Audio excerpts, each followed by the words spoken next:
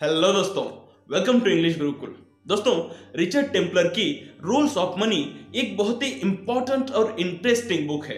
अगर आप अमीर बनने और कामयाब बनने के प्रति सीरियस हैं तो मैं कहूंगा कि आपको रूल्स ऑफ मनी इस किताब को जरूर पढ़ना चाहिए। मैंने पिछले हफ्ते में रूल्स ऑफ मनी इस बुक को पढ़ा, उसके ऊपर मैंने सोच विचार किया और उस बुक में जो पूरे 107 रूल्स दिए गए हैं उन रूल्स में से मैंने 15 ऐसे रूल्स सॉर्ट आउट किए हैं जो रूल्स मेरे ख्याल से इस कंप्लीट बुक को समराइज करते हैं। साथ ही साथ ये 15 रूल्स ऐसे हैं जो कंप्लीटली एक्शनेबल इनपुट देते हैं। कहने का अर्थ हुआ कि ये सिर्फ और सिर्फ कैलकुलेशन बेस्ड रूल्स नहीं है, बल्कि ऐसे रूल्स हैं जिन्हें अगर हम अपनी जिंदगी के अंदर इंप्लीमेंट करेंगे तो डेफिनेटली अमीर और कामयाब बनने के लिए हम रेडी हो जाएंगे। तो चलिए शुरू करते हैं।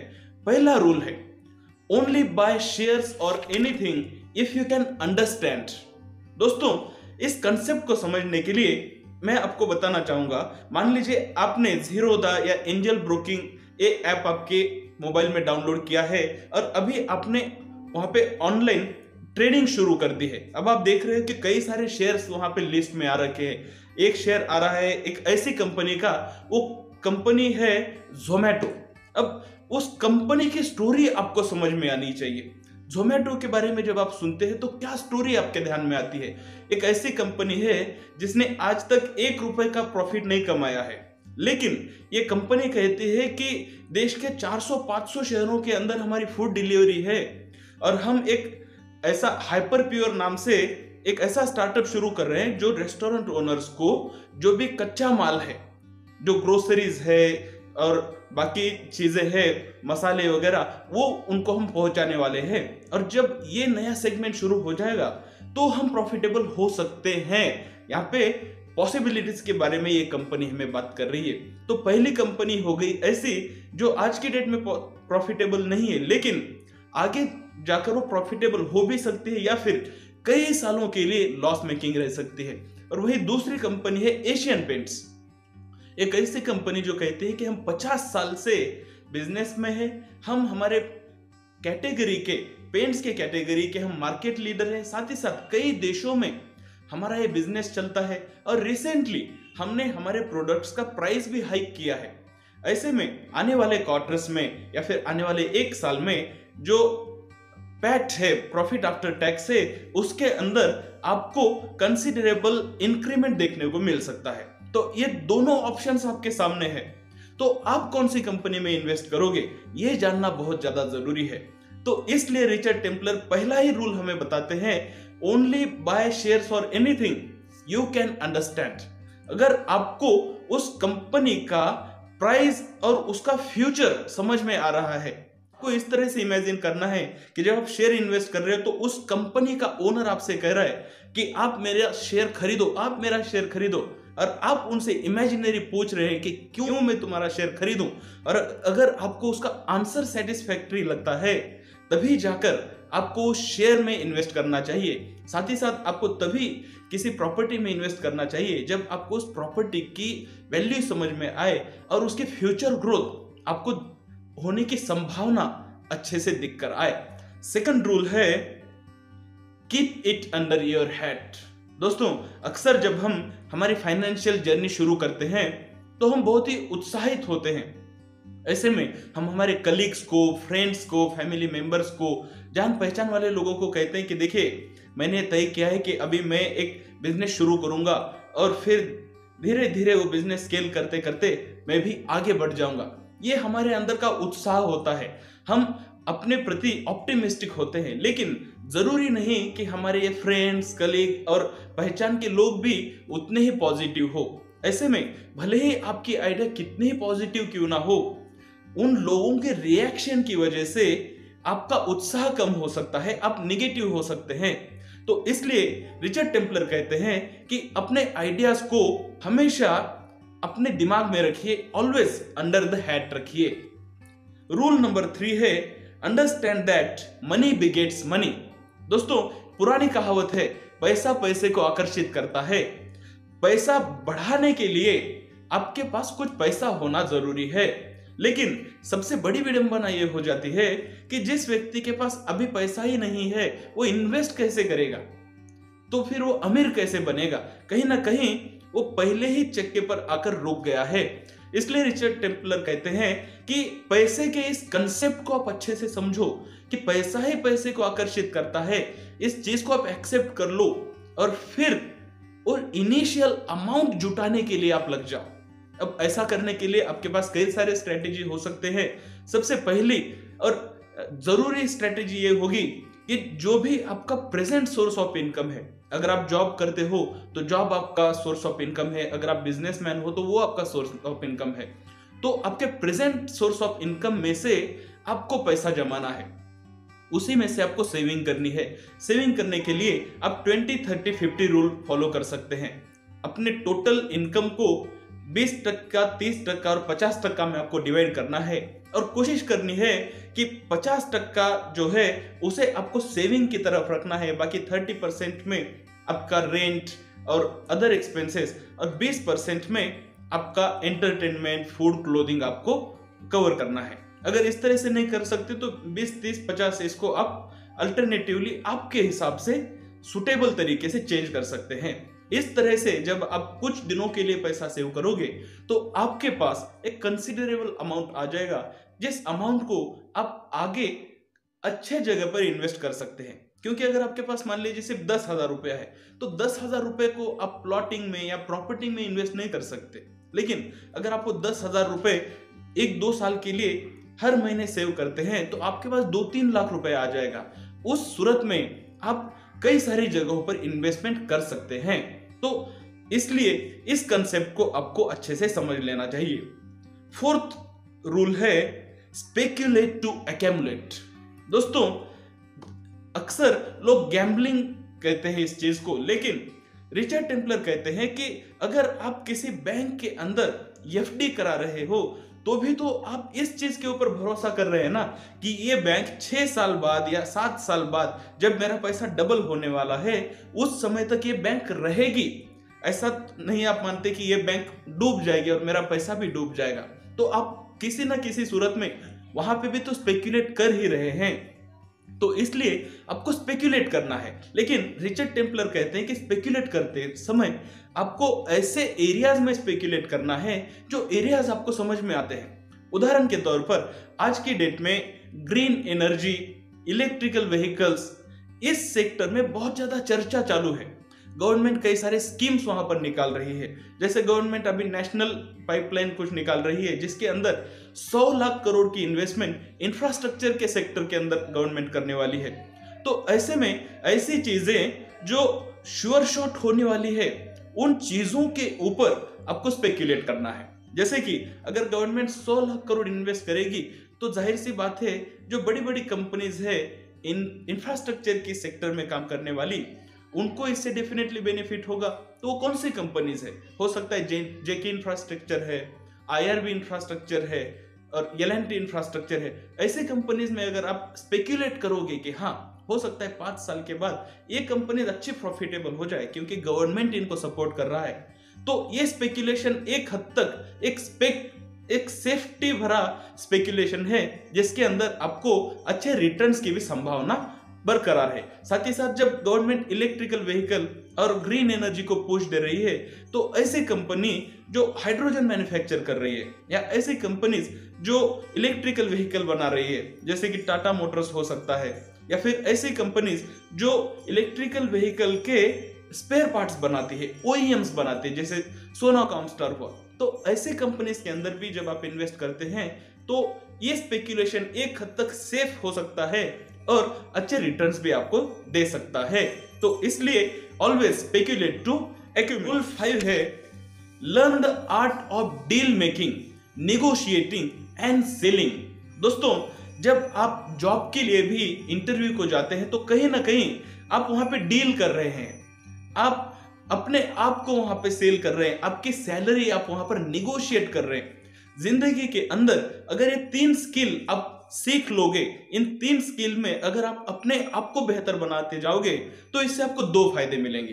पहला फायदा ये कि जब आप डील करना सीख लोगे, निगोशिएट करना सीख लोगे, तो ऐसे केस में अगर आप बायर साइड में हो, अगर आप कुछ खरीदने के लिए जा रहे हैं, मान लीजिए आप एक प्लॉट या एक प्रॉपर्टी खरीदने के लिए जा रहे हैं, तो ऐसे में आप उस डील को अपने हक में इस तरह से ला सकते हैं कि आपका पैसा बच जाए, आप प्रॉफिट में रहें।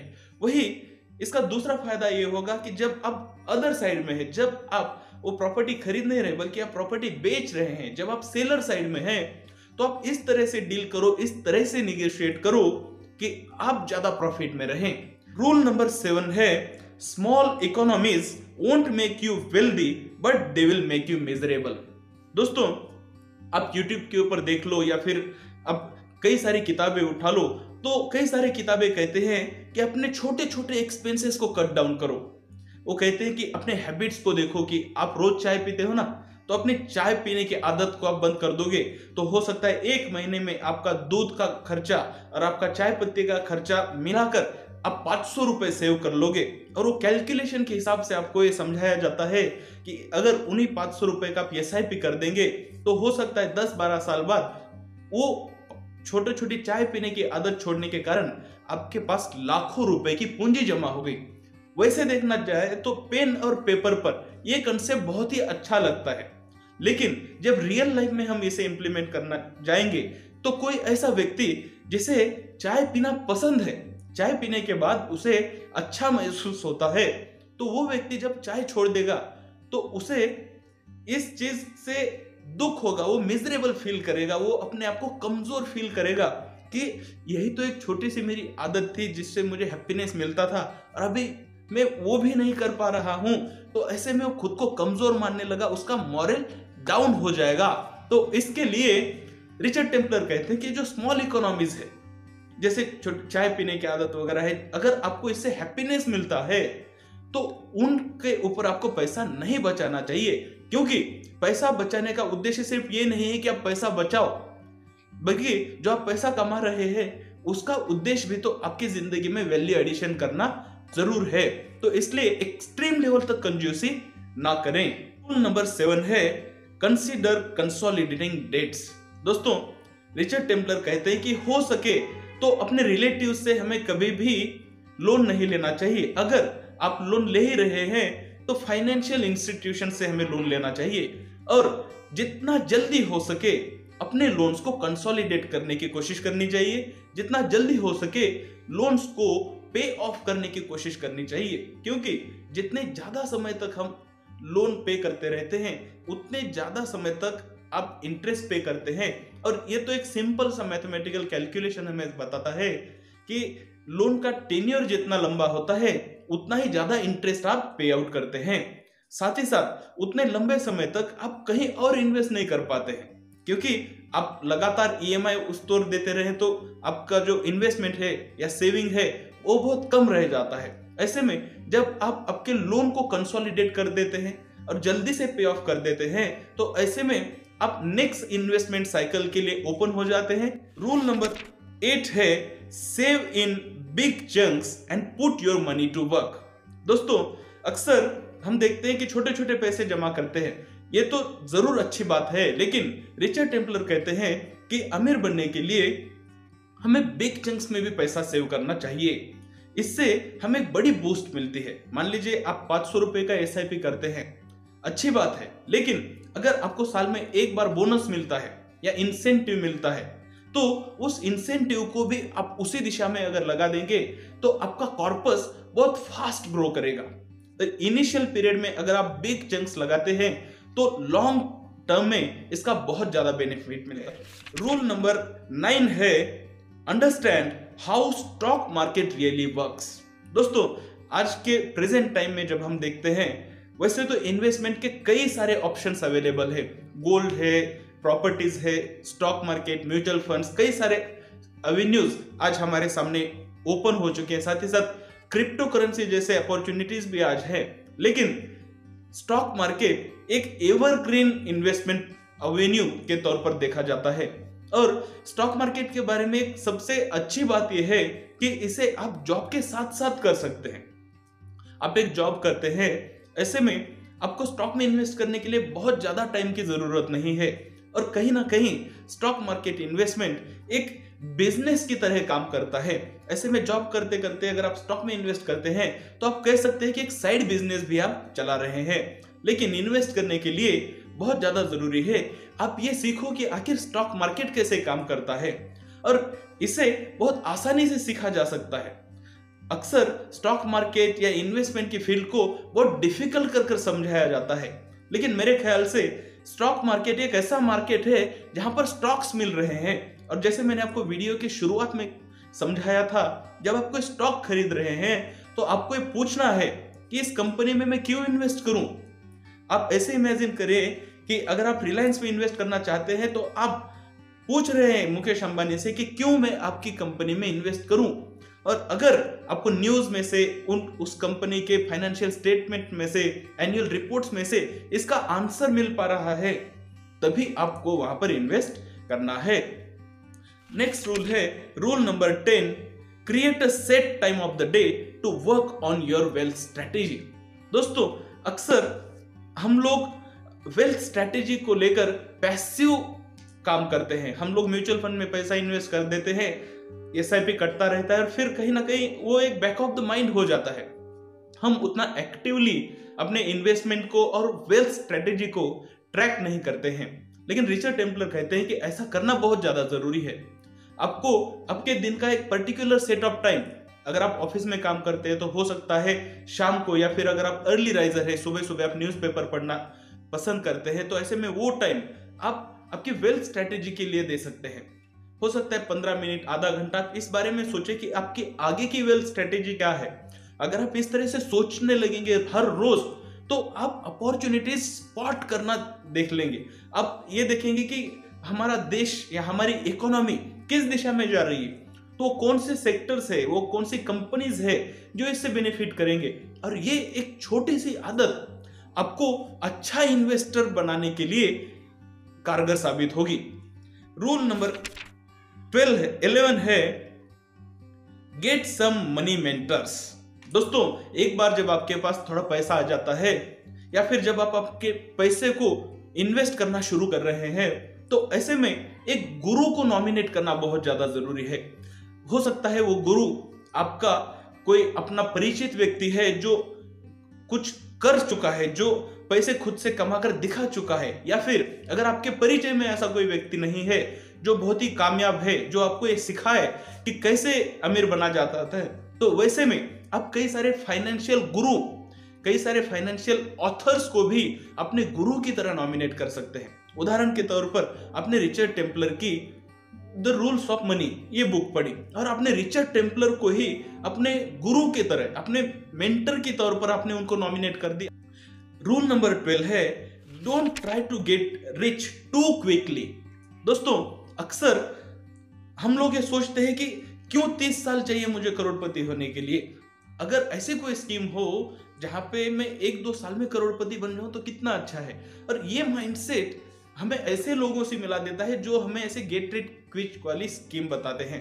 वो बताते हैं कि आप MLM का कोर्स ज्वाइन कर लो, या फिर आप कुछ ऐसा ज्वाइन कर लो, हमारा न्यूज़लेटर ज्वाइन कर लो जिसमें आपको साल के सिर्फ 10,000 रुपए देने हैं। लेकिन हम आपको ऐसे ऐसे स्टॉक रिकमेंडेशन देंगे कि वो स्टॉक 1 साल में ही डबल ट्रिपल हो जाएंगे।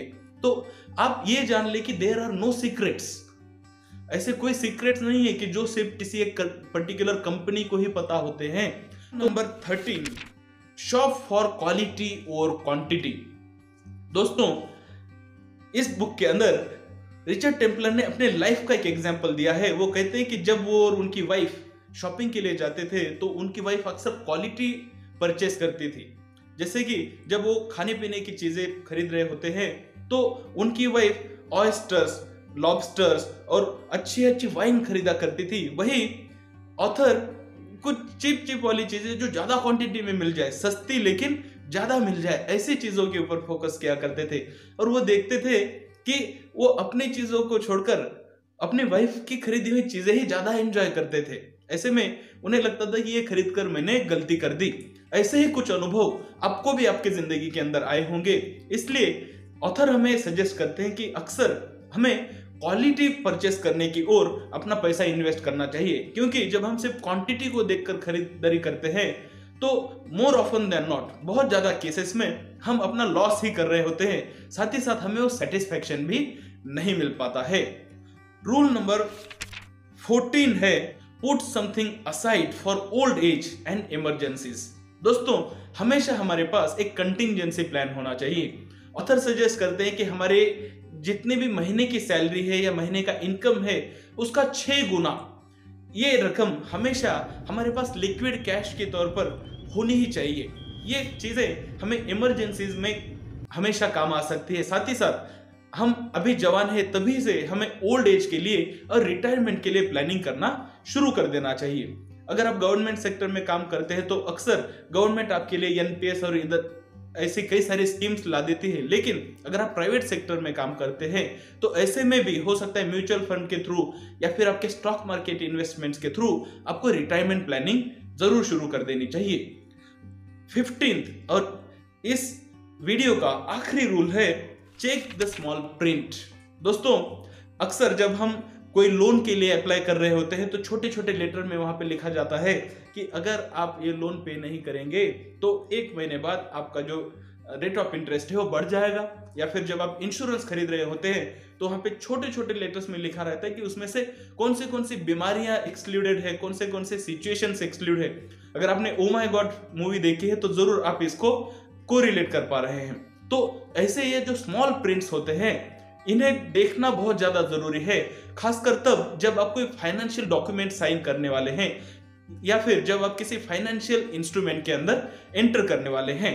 दोस्तों ये सारी चीजें मैंने आपको बताई रिचर्ड टेम्पलर की द रूल्स ऑफ मनी इस वैल्यूएबल बुक में से। अगर आपको ये वीडियो पसंद आया तो मैं सजेस्ट करूंगा कि आप जरूर चैनल को सब्सक्राइब कर लें, क्योंकि आने वाले दिनों में मैं ऐसे ही कई सारी बुक्स की समरी और उन बुक्स की लर्निंग के ऊपर वीडियोस बनाने वाला हूं। चलिए मिलते हैं अगले वीडियो के अंदर।